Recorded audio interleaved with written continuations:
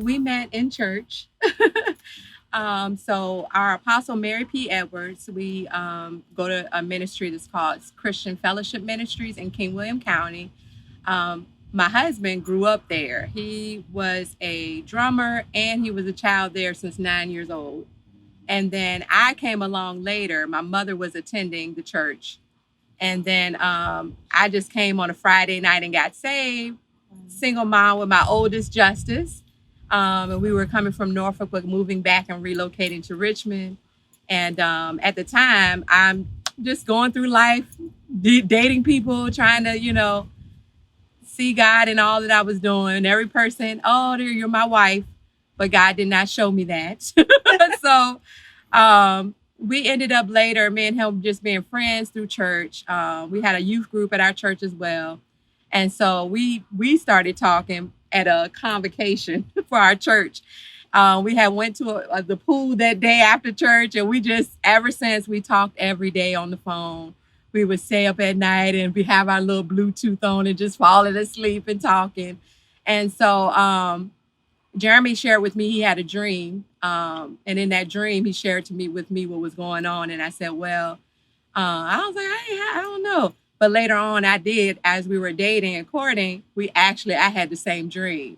And so it was some things that he shared with his mom that I didn't find out till later, that he was just like, that's my wife. I feel like God has given me her. And so we do have an age difference. So it was kind of hard for me because I just was like, he's younger. I don't know, but for some reason, everybody else I got bored with, I didn't, we just weren't doing the same things. Like me and him, we were taught the same things in ministry. He was a musician. I'm a dancer. Like I love music. He loves music.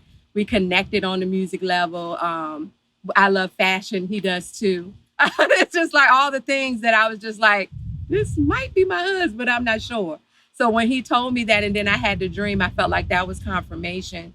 And then we ended up just dating, and it was a lot because at first I was a little bit skeptical. And I do remember the day that we were going to go to get marriage counseling. I tried to break up with him and he wasn't having it. So, but he pursued me. I told him when I met him, I said, I knew the love of Christ. I knew God and all of those things in my relationship with my personal relationship with the Lord. But I felt like I felt like he loved me like Christ loved me, even with false issues, me being a single mom coming in, he embraced my son. And matter of fact, Justice fell in love with him before I did, So when I look at it in hindsight, I'm just like, Lord, it was just a blessing, And I fought it, but now I see I'm like, Lord, you knew what you was doing, So, but that's my take of how we met. All right, so I'm gonna give my take. So I was the young one, right? So she came into church late, far as, but when she came in, she was dancing, doing a praise dance and teaching classes, and it was like kind of really, working in the ministry like really hard. And so I was like, man, my best friend played the bass. He played the bass, and I was like, man, I like April, man. But at the time, I was like 16, 17. So I was like, it ain't nothing gonna happen, man. He was like, you just never know. I said, man, it ain't gonna happen. So, years went past, and my sister was one of her dancers that she taught. And so I asked my sister, and I don't ask my sister for nobody. I was like, sis, she dropped her off one day. She dropped my sister off at home from practice. So I was like, sis, you think April will talk? She was like, nah, she ain't gonna talk to you. You too young. So I kind of left it alone. I was like, all right. I was like, you sure? I said, just put in a word for me. I had just turned 18. She was like, nah, John, I'm not doing that. I said, all right, cool. So the following year, a convocation rolled over. Was it convocation? Mm-hmm. Yeah, it was a convocation, but it was that Saturday, it was the church concert. Yeah. The actual convocation was that the closing day was Sunday. Mm-hmm. So that Saturday, we had the concert, and my best friend was with me. We done played and everything. The service was cool. So everybody was like, all right, let's go to the pool, because we had it at a hotel. I think it was the Wyndham Hotel Mm-hmm. off of LeBurn. So we was like, let's do the pool. I'm like, who gonna be there? He was like, shoot, I'll come. And we had some other friends that was coming too. So it was like, all right. And he was like, bro, this your chance right here. I was like, man, I ain't doing it. I'm not gonna ask her. We in the pool, talking, whatever. Then we go to Waffle House afterwards. And we still talking. Everybody is kind of doing their thing. We still talking. I was like, finally. So it was like, all right. I was like, look, can I call you, the rest of the night? She was like, yeah. I was like, all right, bet. I get home, and it's late. This is like 12 in the morning, late, because we went to Waffle House, everything. And so we ended up staying on the phone until like 3 or 4 in the morning, something like that. All right, we got to get some sleep. But that moment, I was like, yes, like, finally. I was like, I'm going to keep it real. I said, listen, I like you. I got a crush on you. I said, if you don't mind, I would like to take you out. I would like to continue this. I was scared of the answer. But she was like, yeah, Jeremy, we can do it. I was like, thank God, but just being good friends first, and just like, you just love her personality. I was like, she's so cool, she dope, she funny, she make me laugh. Everybody know April goofy, right? So I always found that attractive when somebody can, make me laugh and as well, has a good personality, is real laid back, like the same stuff. So I was like, man, like, I'm not gonna mess this up, right? And so she was a little nervous because of the age difference, but at the moment I didn't really care. I wasn't looking at like, okay, I'm pursuing an older woman or anything. It was just like the friendship, So it wasn't like we was thinking about it. I wasn't thinking about it. And so I told my mom. She was like, Jeremy, you sure? I was like, yes, I'm dead serious, Mom. And she was like, I see you serious. I was so serious. And so I just pursued her from then on. It's like, far as taking it further in time, getting serious, she was a little nervous and afraid, people thinking, like actually broadcasting and say, hey, we're together or whatever, And I get it, it was different for her, because she was either dating guys her age or older. And so it's like, I get that, being scared and kind of nervous of what people think, but I just didn't care. You did. And so, I ain't never hear from it. And I was like, look, you know how I feel. I'm not scared. I'm not nervous. I'm going to show love to you. This was just what I'm going to do. And she eventually came along, even with the situation with the counseling before we, was about to talk about marriage and everything. We had to go before our pastor. And we make it all the way down to King William because that's where our church is. And she was like, I don't think we should do this. I'm like, what you mean? She was just like, I don't think we should do this. I'm like, so you trying to end it? She said, yeah, because I'm scared. I'm like, April, like, we done drove all the way down here. Now you want to call it quits. It kind of broke my heart for a second. I was like, I'm sorry.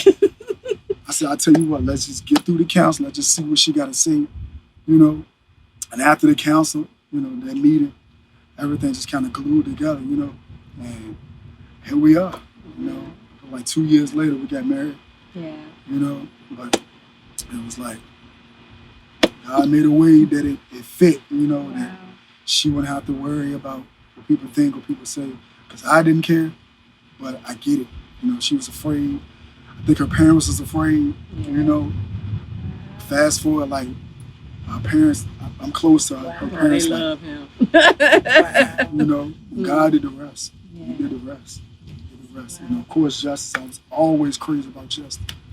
Wow. Before we even, talked or before we even dated or anything, I was always crazy about justice. I just love his personality and how he kind of clean to me. Mm-hmm. So I'd never, so awesome. You know what I mean? So,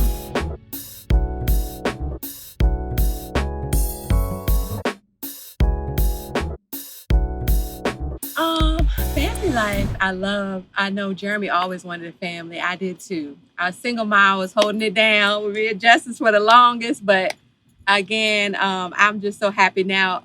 I feel complete in that way, I felt like even now in our family life, we have my husband who's the head, and even our baby Jaden, which he's not a baby anymore, but we had him later and all of that. But I see how important it is to have a father, a man in the family, because they look up to him, and the way he treats me, that's how they'll be able to treat their wives, you know. And so we have a great dynamic. We have our kid here that's in school. He's doing well, making straight A's all last year. Does well. Jeremy helps him with music, football, those things, and you know he's the trainer of the group, so we always working out. You know, and then Justice, he's went through school, got his certification. Now he's trying to get his chef stuff started, and got certified. So he cooks the meals, and we're like, yes, Justice. You know, because all of us are working and doing those things, but we all have our role in the family where it just works and meshes. And I don't know how my life would be without all of them. Like when I'm looking back at it in hindsight, I'm just like, Lord, you knew what you was doing, even when I didn't, you know. So I just feel like this is just something that God has put together. So our family dynamic is just so great. We go to church together, we learn together. Of course, we have our ups and downs, make mistakes, things happen. But I know these people here, they're gonna have my back, you know. So yeah. Yeah, I give credit to God first before anything. Yeah. It's the reason I am the man I am today. To be able to teach my boys, love my wife. Because if I didn't have that word, you know what I mean, that I stay in church. You know, y'all know I stay in church because I got to. I got to do it for myself first, but to actually lead a family and teach boys, you know, how to be men and, you know, how to love on my wife and how to be there and like provide and support. You know, like those are like the main essentials, you know. So people say, John, you always, I'm always there, man. I gotta be there. That's how I learn, that's how I grow. I don't have it all, you know what I mean? And every day I'm learning how to be a father because I didn't have my father in my life, right? But I always knew I wanted a family. Like that's something I knew I wanted, right? Because we didn't see that coming from where I come from. We didn't see a father, a mother. You know what I mean? You always see, sometimes, most of the time you see the mother, you know, all my friends and everybody I went to school with, you know, I went to the inner city. I was in, you know, but you never seen like a complete family, right?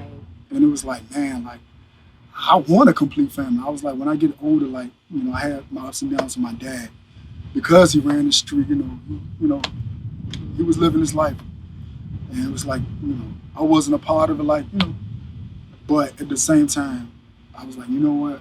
When I get older, God bless me with a wife, like, I want a full family, you know. And I know being in church, you know, getting the word, getting the instructions, reading the Bible, praying, like, everything I'm supposed to do. And it helps me to kind of guide me through everything. Coming home every day from work, like I know what I can go home to, whether it was a good day, bad day, whatever. They'll never see it, right? They'll never see the days I have. Because I know I'm gonna find happiness when I go home. The boys love me attached to the hip. My wife loved me attached to the hip. And I'll be always be grateful, always, you know. And like I said, we have ups and downs, everybody do, you know, but being real with each other, being honest with my boys, telling them the real, like how it is out here in the world. Can't really hide much from them, you gotta tell them everything. You know what I mean? That's how I see family, you know. Church first, God is first, you know. And I know I'm the head, I know I have to, they watch me, they see what I do, you know what I mean? And the rest will follow. So I don't take none of that for granted.